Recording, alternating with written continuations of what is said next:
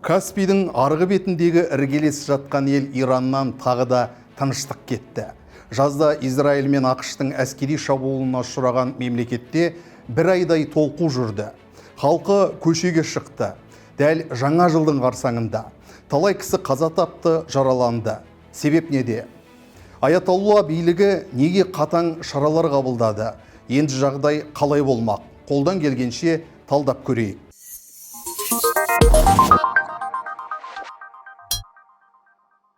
Жалпы былтыр таяу шығыс әлемдегі жанжалды мол аймақ ретінде көзге түсті. Бұрында солай еді. Алайда 2025 жылы осы өңірде бірнеше ірі қақтығыс тіркелді. Шам елі Сирияда жаңа билік өз жерінде толық бақылау орната алмады. Қарулы топтармен соқтығысты. Израиль Палестинада жан-жақты әскери операциясын жүргізіп, геноцид жасауға дейін барды. Алайда әлемнің қыспағынан кейін ғана шегінді. Сондай-ақ Парсы елі Иран бұрын соңды болмаған зымырандар шабуылына ұшырады. Алдымен Израиль, кейін ақш біршама стратегиялық маңызды объектісін бомбылады. Мұндай шабуыл теократиялық билікке негізделген Аятолла билігінің абыройын шайқалтқаны анық. Бәрі біткен соң Аятолла Али Хамени біз бұл соғыста жеңдік деген ұран тастады. Алайда оның сөзіне халқы илана қоймаған секілді. Сонымен Иран билігі осындай халде қалды. Бір дүние айқын, ол желтоқсаннан бері жалғасқан осы толқу бұрынғыларынан қарағанда ауқымды әрі қатаң. Ал енді басты сұраққа көшсек, Иран халқы желтоқсанда неге көшеге шықты? Қолына қару алып күресуге не себеп болды? Сұрағымыздың басты жауабы халық тұрмысы. Ол 12 күндік соғыс салдарынан нашарлай бастады. Былтыр қыркүйек айында Біріккен ұлттар ұйымының санкциялары қайта күшіне енді. Сөйтіп, осы факторлардың әсерінен экономикалық жағдай ушықты. Әдетте $1 құны 40 000 Иран реалына тең келетін. Ал 2025 жылдың желтоқсан айының соңында $1 құны 1,4 миллион реалға жетті. Бұл тарихи антирекорд еді. Азық-түлік, дәрі-дәрмек, басқа да тауар, қызмет бәрінің бағасы күрт өсті.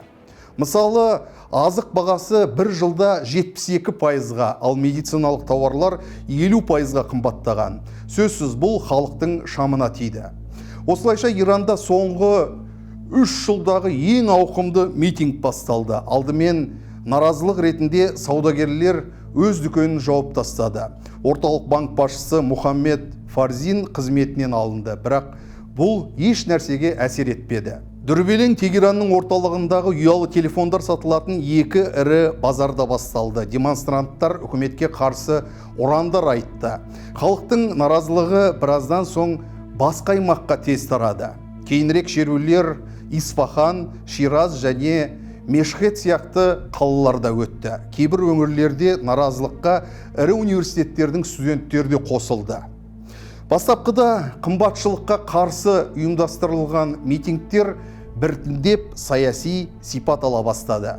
Кейбіреулер қолына қару алып оқ атты. Мысалы, Сербала қаласында қарулы топтар көшеге шығып, билікке қарсы ұран тастаған.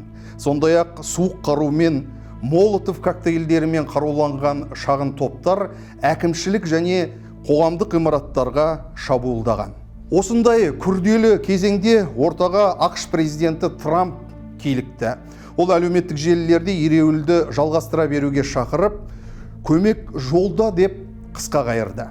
Әрине, мұны ақпараттық шабуыл билікке қысым көрсету деп бағалауға болады.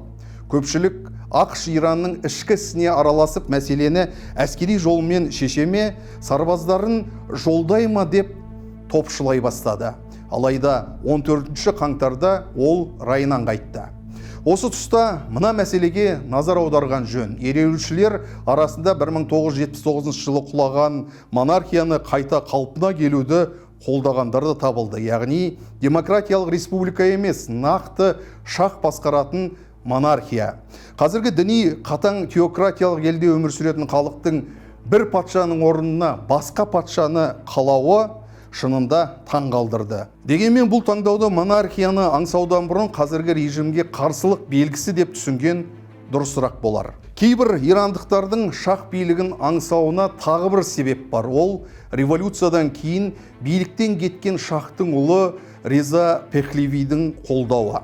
Шах мұрагері сан жылдар бойы ақшта өмір сүрсе де, Ирандағы барлық ереуілді демеп, халықты белсендірек, батылырақ әрекет етуге шақырады.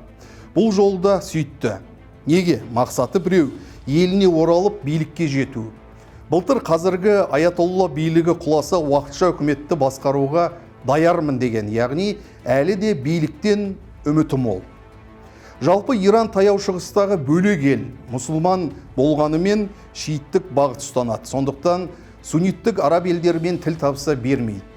Ашық қақтығысқа бармаса да, Хезболла сынды қарулы топтарды қолдап, солардың күшімен ылаң салатын әдеті бар. Міне сол араб елдері қазіргі жағдайда екіұдай күйде. Бір жағы радикалдық шиит биліктің құлағанына қарсы емес. Екінші жағы Иранда жаппай тәртіпсіздік орнап, елі босып, миллиондаған босқындардың көрші мемлекеттерге лап қоюында қаламайды. Өйткені бұл елде аз кем емес 90 миллионнан аса халық тұрады. Енді соңғы мәліметтерге қарасақ, ресми билік қатаң шаралар қабылдап, тәртіп пен бақылауды орната бастады. Соның нәтижесінде көп кісі қаза тапқан. Жақында ғана Иранның сыртқы істер министрі 3117 адам көз жұмды деп мәлімдеді. Алайда бұл мәліметтерге сену қиын, өйткені шынайы ақпарат алу қазір мүмкін емес.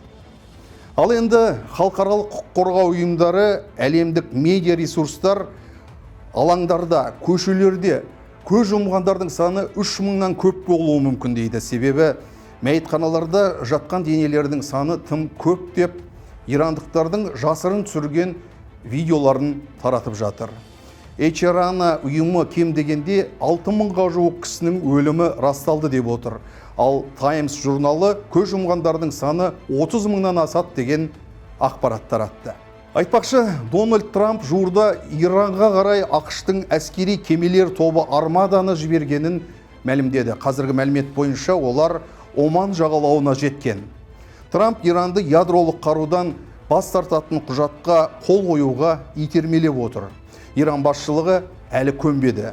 Егер келіссөздер сәтсіз аяқталса, ақпан айында не болмақ? ақш әскері тағы да жаппай бомбалауға көше ме?